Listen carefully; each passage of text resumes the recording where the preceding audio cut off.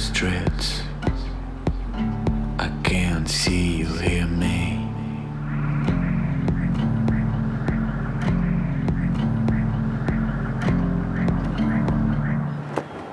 Good morning, Oklahoma is possibly in store for that dose of severe weather that we're expecting starting on Wednesday, and that includes straight-line winds, large hail, and possibly even tornadoes.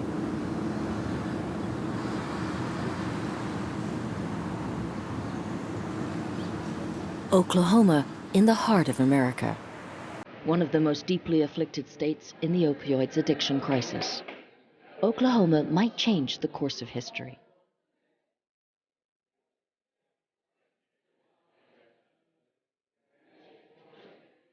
For the first time in the United States, a doctor will be sued by the state for second-degree murder for over-prescribing opioids. Here's the accused, Dr. Regan Nichols. A family doctor for over 22 years, she is now suspected of being a prescription murderer. The judge has to ascertain if there is enough material to go to trial. The plaintiffs in the room have all lost a child, a brother, a friend from an opioid overdose. Dr. Nichols was their doctor. She was the one prescribing the drugs.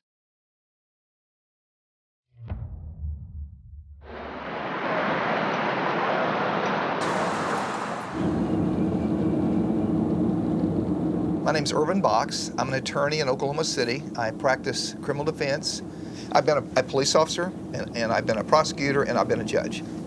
I've been here all my life. I've been born and raised in Oklahoma.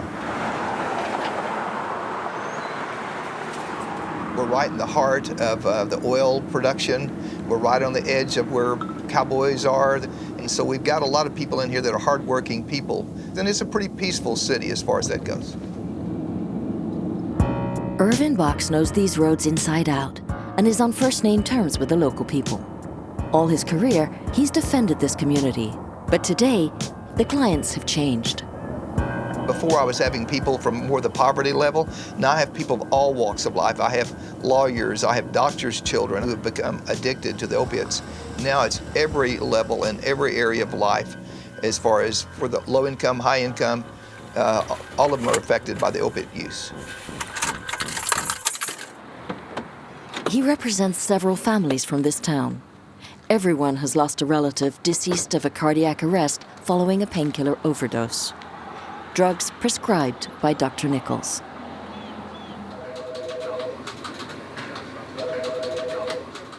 Box and Box Attorneys, this is Jennifer. This Oklahoma City lawyer has never seen a case like this. A new victim wants to press charges. Come in. Good to see you. Good to see you. Have a seat. Annette Marshall has been raising her 2 children alone since her husband died of a painkiller overdose. My math shows that's 99 per day that she would have prescribed him. I know he passed away like May 2nd. Are you talking about in 2012? 2012, yeah. Yes. States.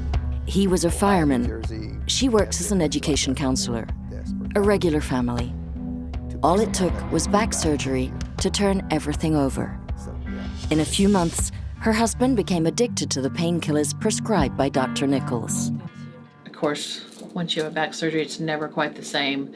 And then they did some other treatments, and he had, some other issues with just on the job, just injuries that from having such a physical job. And I think it just snowballed, He persisted with the pain, but instead of trying to wean him off those, she just dose after dose after dose after dose, and really became his drug dealer. And more drugs than regular drug dealers off the street would prescribe it. She's doing it in the name of medicine. It was actually World War I. According to her, Dr. Nichols would swiftly see patients without any physical exam, a few dollars for a prescription. Her husband would have been prescribed 100 pills a day, 3,000 a month. The doctor should have been the responsible person. They're trained, and that's what their job is to make sure they're treating you in a healthy manner and they're doing what's best for you and not what's going to bring harm to you. It happens to just your next door neighbor, to your Oklahoma City firefighter, to your Oklahoma City police officer, to your school teacher, to your, it's not a disease that is specific. It can hit anybody.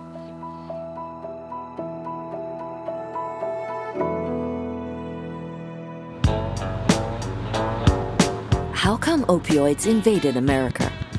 Pain has become a market, and the idea of not suffering even lightly is a given.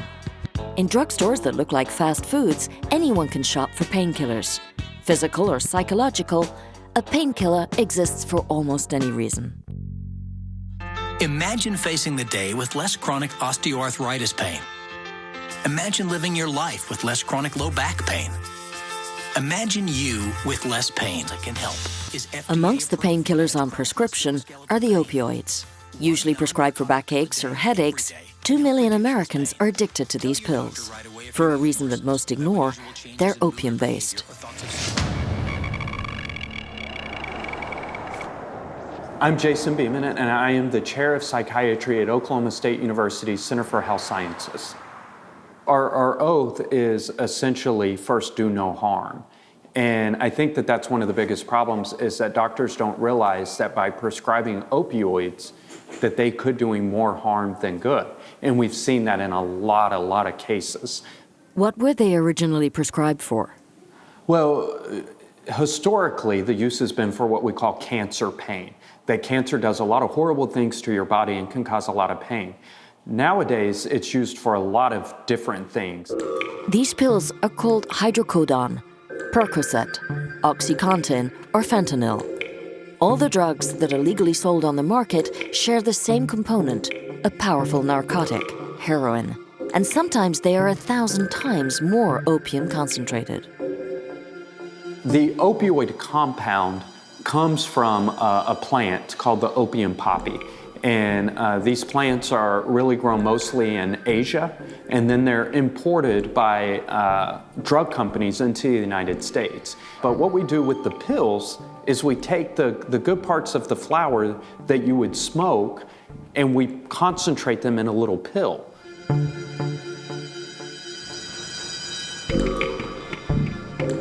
And so the pills are much more potent than smoking ever was.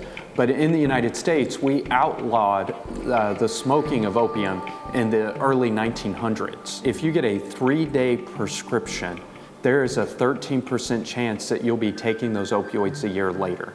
So whether it's a few prescriptions, a few pills, it's a very small amount that it takes to get addicted. To the left, a lethal dosage of heroin. To the right, its equivalent on 2 opium samples. Today you will know you did something for your pain. Talk to your doctor. To be able to not feel pain has become a tacit agreement between doctor and patient. But at what price? These drugs are ticking bombs. Who's aware of that fact? Did Dr. Nichols know?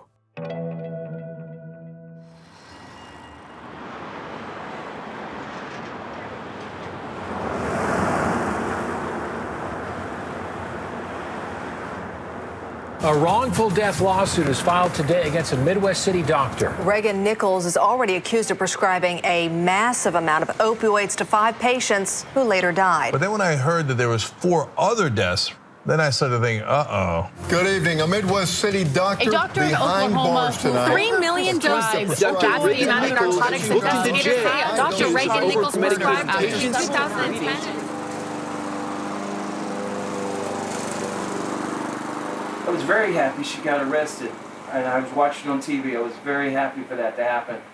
But on the other part, it was sad, because this is supposed to be a doctor. How many did she harm? I didn't know. And then you turn mad. I'm mad. I'm mad. Why? I'm mad because she took my daughter. I'm mad that she took my daughter away. So I'm mad now.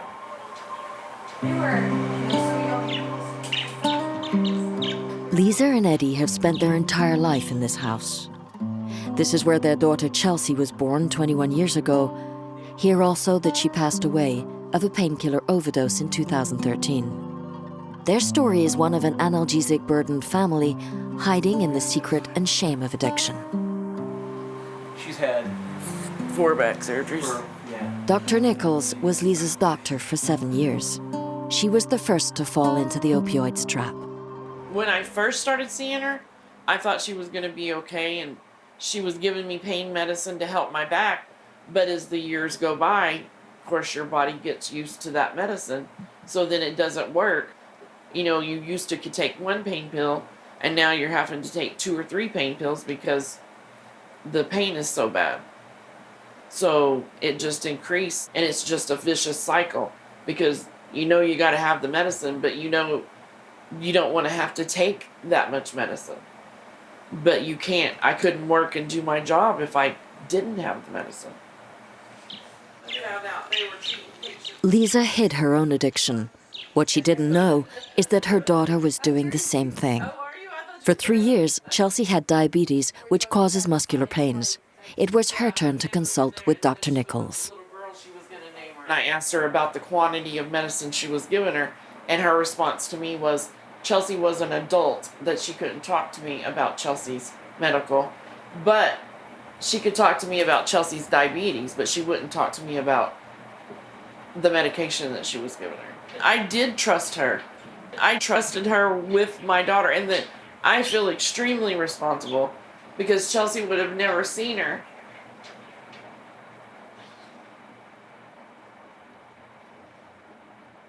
Never seen her. Go ahead. And I met this doctor, you know, more than once, several times at the hospital when Chelsea would be in the hospital. I thought she seemed very caring. You know, I mean, that's what I would have thought by listening to her. You know, I asked her questions, and you just don't know. Maybe money made her do it. Maybe it's the love of money. Maybe did that to her. Because I know that when she chose to be a doctor, I would bet on it that she chose to want to help people.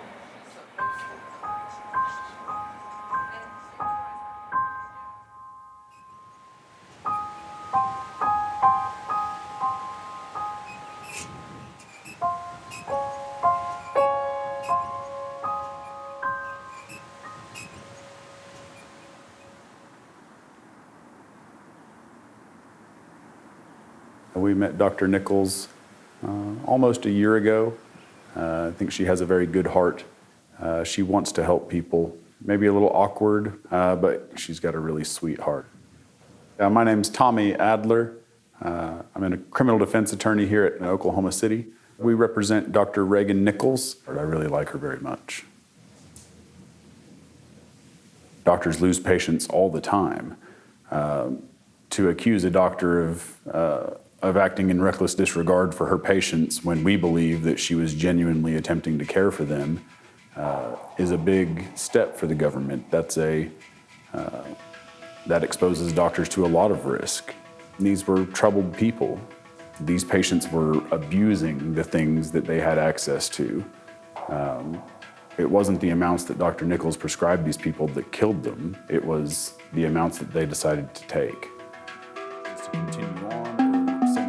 Her line of defense is set, to shift away the shadow of responsibilities. Dr. Nichols was an irreproachable professional who was duped by drug addicts. And she never had any awareness that her patients were facing any danger whatsoever. Nowadays in Oklahoma City, addiction can be seen at every corner.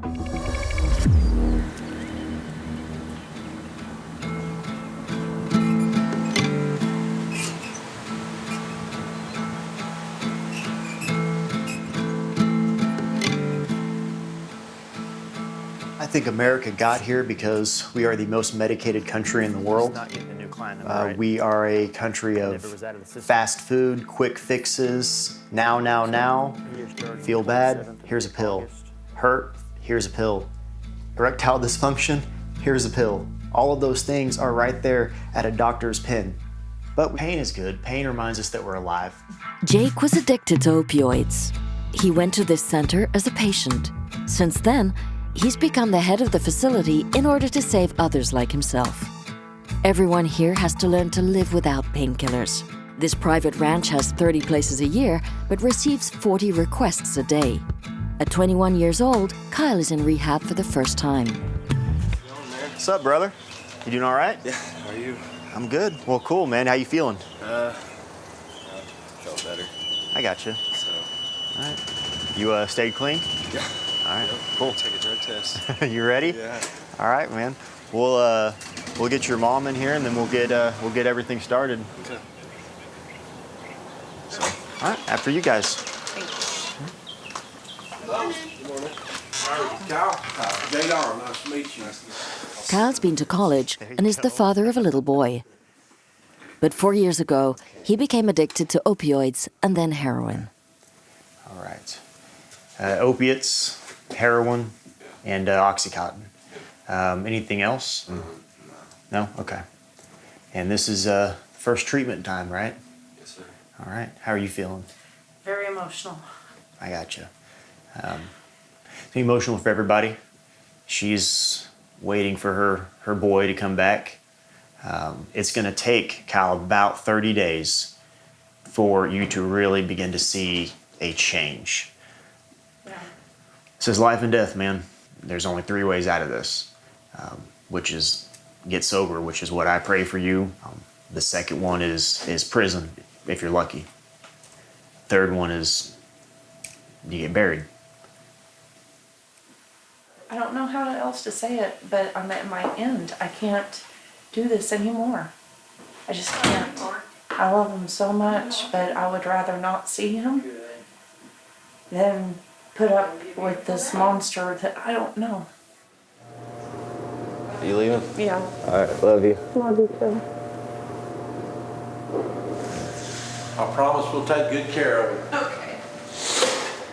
Kyle has 90 days to learn to live without opioids.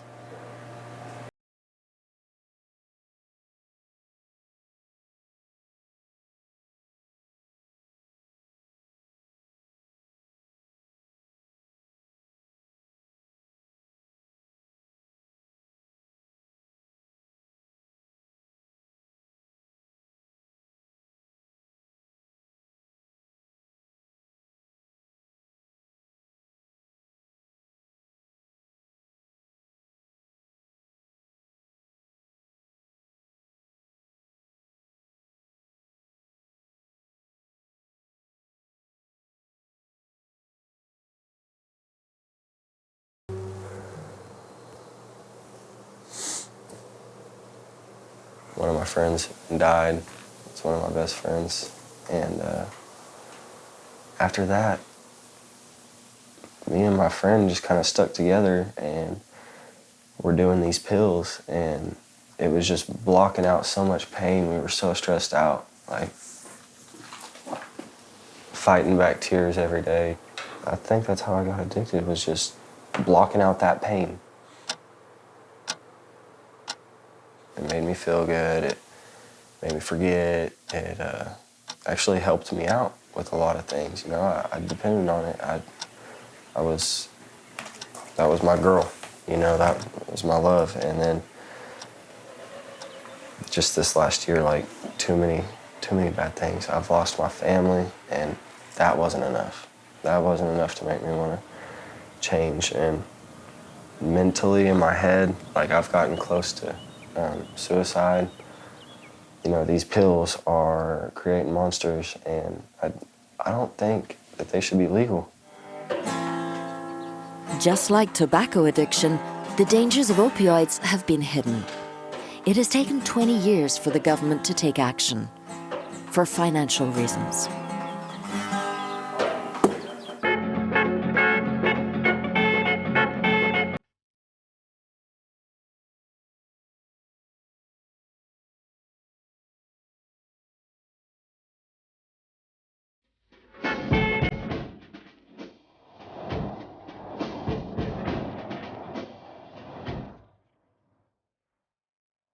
My office filed a lawsuit against Purdue Pharma, Allergan, Cephalon, and Janssen Pharmaceuticals.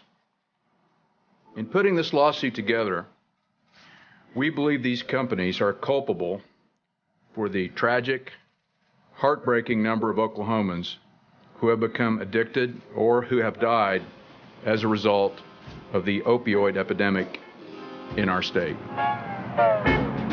He's the Oklahoma Attorney General, and the first one in his country to go to battle. Mike Hunter is publicly accusing pharmaceutical companies of having caused this epidemic. In order to prove it, he and his team have been investigating for more than a year.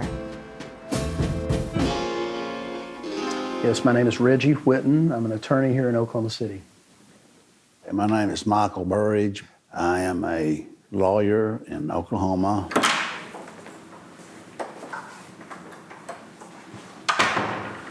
Okay, have you started reading this book yet? General Hunter hired my law firm, Whitten and Burridge, to represent the state of Oklahoma and try to recoup all of the costs that the state has incurred because of the opioid epidemic. We need this person as a expert. Let's see if I can find him. I think we're going to be able to prove that 80% of all the crime in the state of Oklahoma is directly caused by this opioid epidemic. And our prisons are overfilled because of it. Loss of productivity of tax-paying citizens costs the state money. But I'm anxious to get this first battle started. What they did to this country. Yeah, it's pretty amazing. Their estimates bring the cost of the epidemic to $7 billion in Oklahoma. This historical hearing will take place in a few days. Today, Reggie Whitten will explain his motivations to a group of students, for this struggle is a personal one. My partner, Reggie, has been involved in fighting the opioid addiction and the opioid crisis ever since the death of his son, Brandon. I had a niece that died also related to drugs. And so when the Attorney General talked to us about representing the state in this case, I think he knew that we both had family members that died because of the epidemic.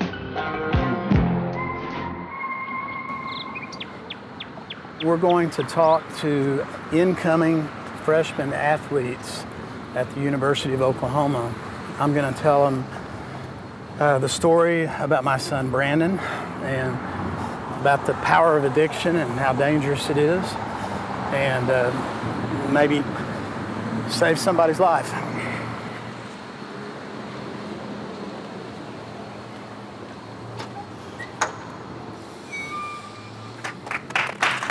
Hi, everybody. I think I got a chance to shake almost everybody's hand when you came in. I was trying to figure out what sport you are. It's hard to guess every sport from your size, but thank you guys for coming. So let me introduce you to my co-speaker tonight. This is Brandon. And Brandon's not here today, and I'll tell you why later. This is me when I was at OU and I had this young son, and also when I had more hair. Brandon was a cute little kid. Brandon, his plan was to go to college and play football, which he did. He ended up playing on a national championship football team, never got in any kind of trouble. And the drug that brought him down was an opioid. And it did not come from the streets. It came from a pharmacy. I just told him, stop using those pills. I found out it's not that easy. I found out it's like telling a diabetic to use more willpower and stop needing insulin. You can't do that. That's crazy. I never told him about addiction. I never warned him. And so now I have survivor guilt now, but I'm living with it. So I started a foundation called Fighting Addiction Through Education, because I think education is the key to this problem. But when I tell this story at schools, it gets so quiet, you could hear a pin drop. And they're not really interested in me. They're interested in Brandon. I show pictures of him. He was one of them. He's just an ordinary kid. And if an ordinary kid like Brandon can end up getting hooked, they could too. And that is the truth. These pills that Big Pharma sells, they're essentially heroin pills. Most people don't know that, but these opioids are essentially the same as heroin. That's the key. Telling patients that they're not addictive, that's the killer, literally.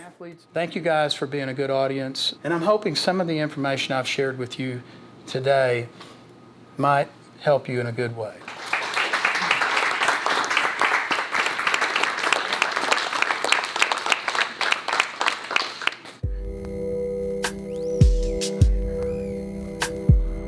Reggie's son never managed to quit.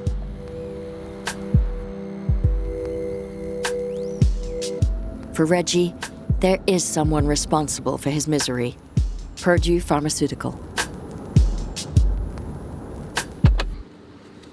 And in 1996, something happened different. A company called Purdue Pharmaceutical came out with a drug called Oxycontin, and they started a myth and falsely promoted that opioids were rarely addictive. Maybe only 1% of the time could you get addicted to an opioid. That was not true then, and it is not true now. It never was true.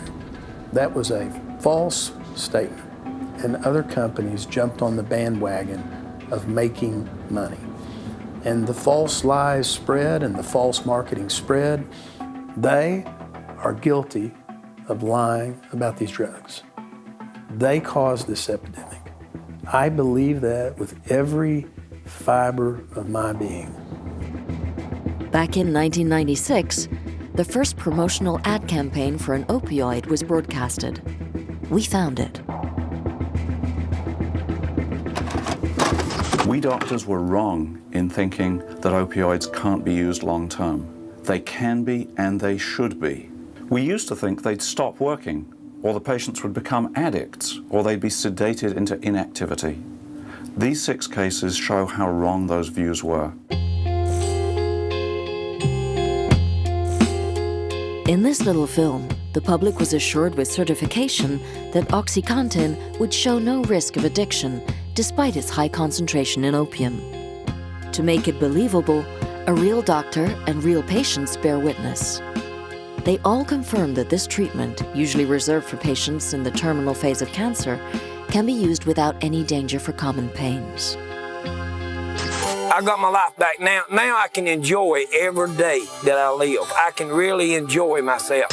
Since I've been on this new pain medication, I have not missed one day of work. This medication does not turn you into a zombie. It has turned me into an active person again.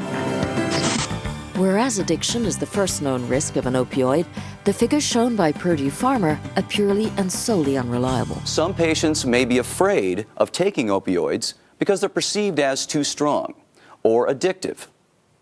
But that is far from actual fact. Less than 1% of patients taking opioids actually become addicted. Since 1998, doctors have observed patients developing addiction. Yet in this internal memo, the laboratory keeps on encouraging its representatives to sell at all costs their miracle pill, using bonuses, premiums, and all sorts of gadgets.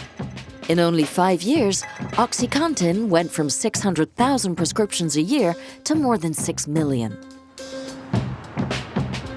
Nowadays, Purdue Pharma is the first company standing accused in the lawsuit filed by the state of Oklahoma. In order to prove its responsibility, the team relies on Dr. Kolodny. In the first 6 years of the release of Oxycontin, Purdue sponsored 20,000 educational programs across the United States. They gave money to the professional societies to advocate for more opioids. The organization that regulates hospitals took money from them.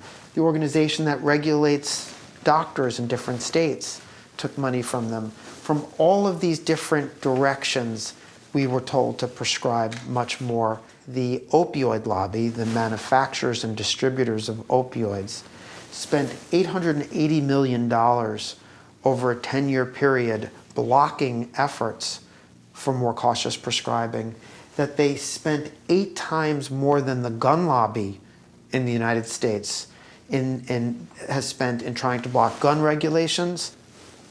The manufacturers of opioids are spending more money trying to block regulations on opioids. The lie spreads, and is disseminated year after year. During that time, the epidemic takes root. Hidden in the shadows for so long, the addiction of 1 million American citizens suddenly comes to light. The states with the most people showing up for treatment saying they're addicted to the pills show up as red or maroon.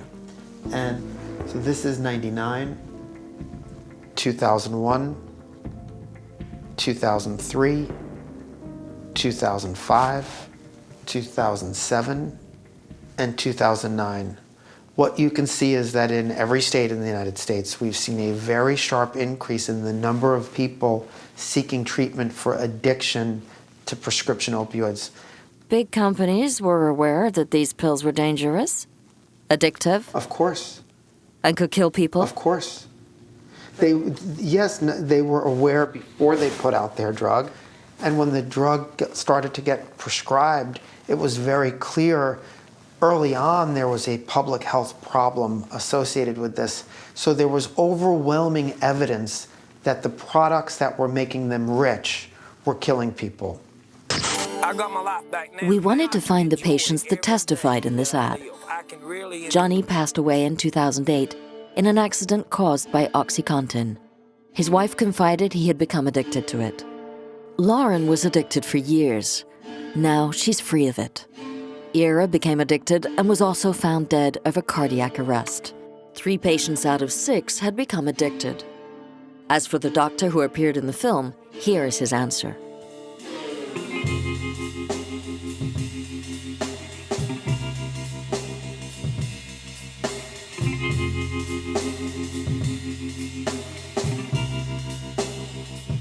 It's not acceptable to say, I don't believe in using strong pain medications for chronic pain.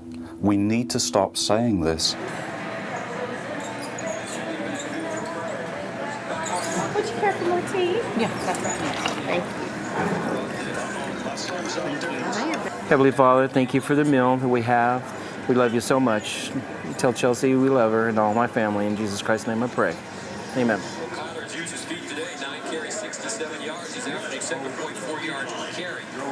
Me and Chelsea came here a lot, but I just feel like she's here with me every time I come here. And I just feel her presence, you know. It makes me shine inside. We struggle with this, so it's a daily thing. You gotta let it go. People say you have to let it go. Tell us how you do that. Time doesn't heal all wounds. Yeah, that's not true. If it happened to one person, you know, okay, it was an accident. This is 5 people. That's not an accident. I mean, I don't know what her thinking was. I really don't. I would like to know what her thinking was. How did she think that was helping? Chelsea was 21 when she passed away. The same age as Kyle, who's still struggling for his life.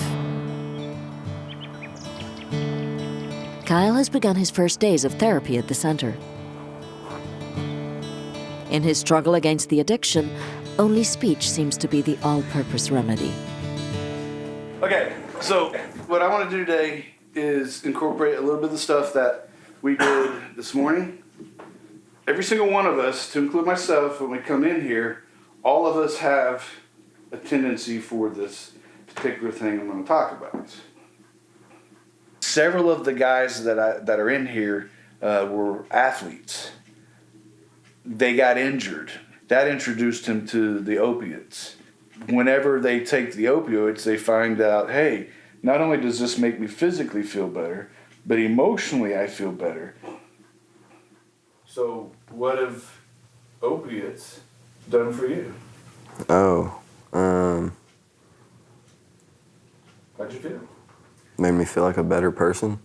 Okay. Like I'd be in the house all day, and then once I got high, I could go out and do whatever I wanted to do. So here's a tough question. Who else used a needle? Everybody else here is dealing with the same thing, and you know, I can relate to a lot of these people's stories, and it's just, I'm glad that I'm not alone. I don't feel alone anymore, and so that's made me feel a lot better.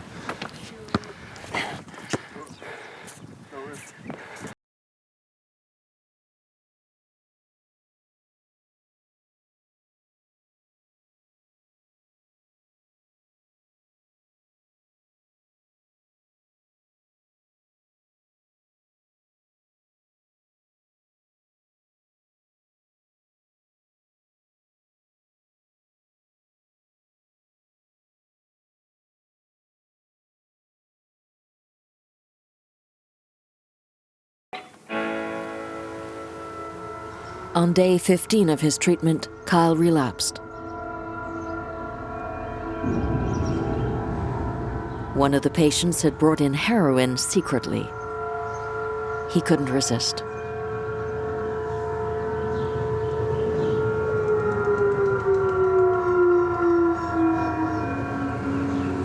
After he plunged back, he was sent to this facility. Monitored under high surveillance, away from his family and son, he's following his treatment to be able to go back to the ranch. Okay, you ready? Yeah. Dear Heavenly Father, Lord, we thank you for this day. Lord, we thank you for this food we're about to receive. We thank you for them. I've just been going on a 4-year stretch with it, and I just can't seem to stop.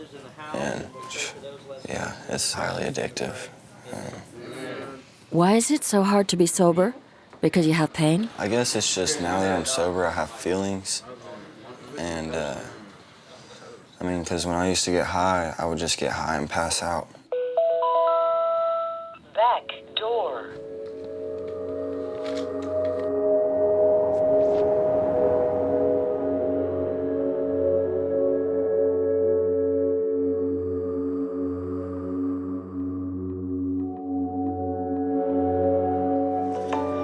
You okay? All right. Hey, baby. Hey. How are you doing? Good. I just got out of church. You went to church this morning? Yep. And just got home. We're about to watch a movie. Oh, okay. Well, it's almost 12, so I'm gonna run by and pick up Cash and come out there to you so that you can spend some time with him. Okay, cool. I love you, and good luck. All right. All right, well, I love you too, and I'll give you a call here after a little bit. All right. Okay, bye. He's doing a lot better. His relationship with me, his relationship with his brother, his relationship with his son. Kyle's burned every bridge possible. Even though he's hurt us the most, we still have to be the ones to be there for him. And there's times that we don't want to. So we have to set our feelings aside and support him. I think that really the most difficult part of this, as far as anger goes and stuff, is just knowing that all these companies know what their drugs are doing, and they won't say it. They're like, oh, our drugs are so helpful, when they're ruining more lives than they're helping. I think the only time we've ever had any sort of opiates in the house was after my surgery last year. And at that time we knew about Kyle's issue. And we hid them. Yeah. We hid them. Yeah, For sure. My mom wouldn't even let me take my prescribed amount. I was so scared. That's what they prescribed him. He had... It was the same exact stuff that my brother got addicted to. Yeah. Oxycontin. Oxycontin. Which the street name for that is Roxy's, and they give you the exact same effect as heroin, and according to my brother, they're even more addicting than heroin. And he had legitimate surgery, and I freaked out. I was like, no, you can't take these. And here he had just had his appendix taken out. He needed them. And I didn't even want him taking them because I wasn't going to go through this again. Yeah. Just like Kyle's family, the whole country is in a state of awareness, wanting to change things and contain the epidemic.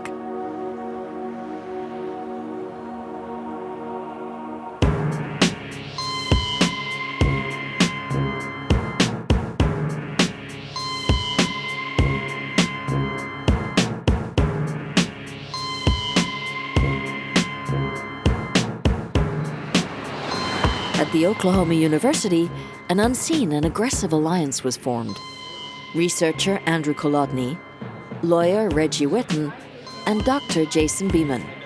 They've all gathered to establish a common fight plan against every single laboratory. This over to Dr. Jason Beeman.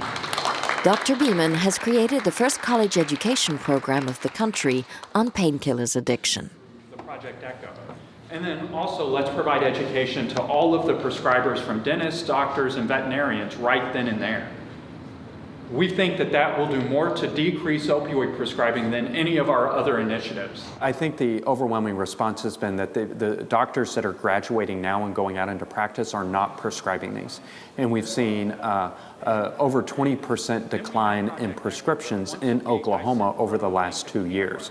My medical students will never be involved in this over-prescribing behavior. There are definitely some doctors that have knowingly contributed to this problem. They saw an opportunity to make money and they went for it. But that's a very small minority. Oklahoma's Department of Justice is also trying to stop those who are responsible, like one of the richest families in the country, the one that funds and controls the Purdue Pharma empire. Article I wanted to show you that appeared in Forbes about the Sackler family. And back in 2015, they had $14 billion and one of the richest families in the United States. And they've sold more than $35 billion worth of Oxycontin since it was released. Purdue Pharma was bought in 1952 by the Sackler brothers, both doctors. Until then, their name was unknown to the general public. Nowadays, they're billionaires and very much appreciated by art connoisseurs. The Sackler dynasty made itself known as the patrons of museums such as the Louvre or the Guggenheim, but without anyone making the connection between their fortune and their company. Michael Burridge intends to make this truth known. Do you think they knew what they were doing? Sure they knew what they were doing. They knew exactly what they were doing. They pleaded guilty to crimes of fraudulently with intent, knowingly, fraudulently marketing Oxycontin. That's the result of, they knew one thing for sure, that they were making billions of dollars. I mean, billions of dollars, and they didn't care who it destroyed or what damage it caused. In 2007, the company pleaded guilty to the federal accusations of misleading marketing and false advertising. Condemned, they paid over $635 million in penalties and continued to sell opioids. The Sacklers would never have been able to market this product without authorization. The FDA has to control and regulate every single drug put on the market. It authorized the use of Oxycontin as a painkiller without a problem. Some of the same FDA officials involved in regulating the drug would wind up leaving FDA and taking higher paying jobs for Purdue Pharma and other drug companies. We call that the revolving door. I think they should have figured out earlier what was going on, and to this day, some of these same FDA officials are still at the FDA, and rather than saying we made a horrible mistake, we have to change our policies, they haven't changed their policies. They keep approving more opioids. It's a big day for Oklahoma. The Attorney General's teams are facing the lawyers of the 4 companies being sued. A judge has to rule whether there's enough evidence to go to trial. Purdue Pharmaceutical, Teva, Activa, Johnson & Johnson, we sued the ones that we knew about that did business and falsely marketed in Oklahoma. My goal is to let the truth come out. I really hope this case goes to trial. It's an enormous amount of money, and they're going to fight to the death, is what they've indicated, to try to show that they didn't cause this. They're probably going to blame this on doctors, and they're probably going to blame it on people like my son who got sick. We've probably got at least 20 lawyers working on it. They have billions to spend on defense, billions to spend on lawyers, and they have no limit on what they'll spend in these cases. And they ship lawyers down here from the East Coast, and they try to delay as much as they can. It took years of investigation and hearings for the course of history to change. But the time for reckoning has come. For the first time, 4 laboratories will be judged as being responsible for the crisis. Long day. I think they would like us to stop and go away, but we're not. We can't wait to get to trial. May of 2019, We're going to tee up for trial, and we're looking forward to it. We believe in our case. I believe in our case with every fiber of my being, and I look forward to trying this case. I think we're the first case in the nation set for trial, and we've been getting calls from other states. We will set the precedent. I think we will make some history on that matter. Yes, I do. I hope it's good history. The lawyers of the 4 laboratories dodged us. Despite our repeated demands, for now, none of them has accepted to meet with us. They were smiling. How does that make you feel? Maybe you can come back when that jury verdict comes in and see how much you're laughing. That's a better answer. I faced a mountain that I never faced before, and that's why I'm calling on you, Lord. And I know it's been a long time since you've heard my voice, but please, Lord, I'm scared of getting hooked on drugs again. That's my biggest worry right now. I pray that I don't the path and just ask God. It's been 3 months since Kyle reintegrated the ranch. His therapy is coming to an end. He now has to leave, find a new routine where painkillers don't exist. Now that I'm sober, I feel a lot better, a lot more confident. Like my body doesn't hurt anymore. I feel healthy. And sometimes it takes a mountain. Sometimes it's a troubled sea. And sometimes it takes a desert for you to get a hold of me.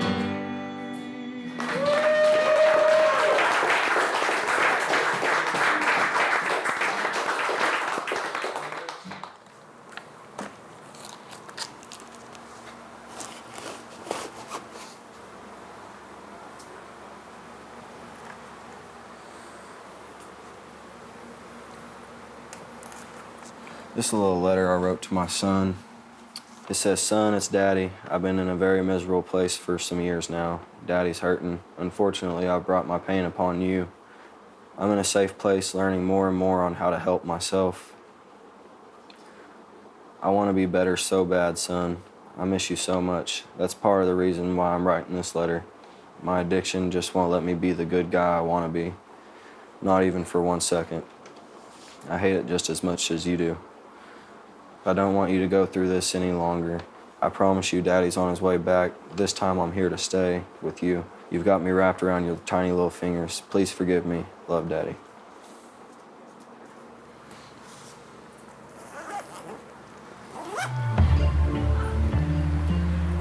After he left the ranch, Kyle moved in with his mother for a while. He's now found a job and rents a flat where he can accommodate his son. Every day is a struggle.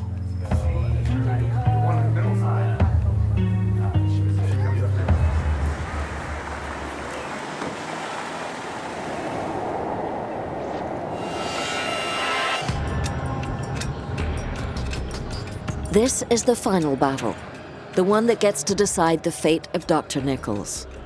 Her lawyer asked for a dismissal of counts.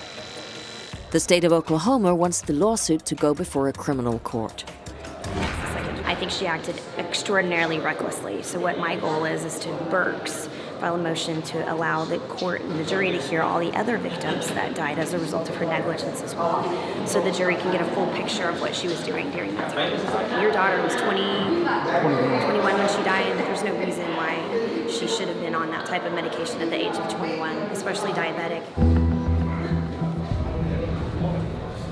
We think that the evidence has absolutely failed to show that this is a murder case. The law is very clear about what is a murder case and what is not. There's other cases involving doctors, frankly, with far more egregious conduct than this. And we think the judge will see that, will make those arguments, and we hope that the judge dismisses the case. So are you confident? Absolutely. You're waiting for the doctor? Yeah, she should be right along. Could we have an interview with her, maybe later? As soon as the case is dismissed, yeah.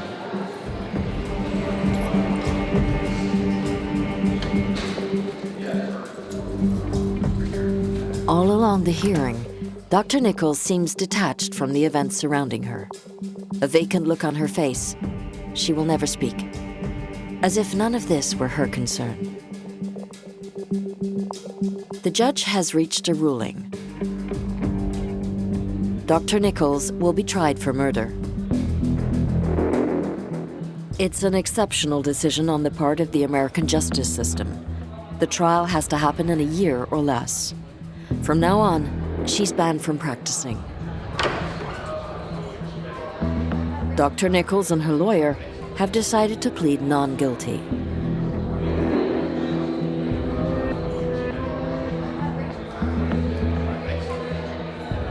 I think it's a good thing. She's going to have to go to court. She's going to have to answer for what she did wrong. And she's going to have to answer in front of the jury. I know he added a manslaughter, but at least he didn't dismiss it. And she deserves, to go before a jury trial and see what's going to happen with her, My daughter deserves that. They used to prescribe all kinds of dangerous drugs that we now know are dangerous, but at the time, they were doing the best they could to treat their patients. And now they're blaming one of their own victims for doing the best she could with the medical knowledge.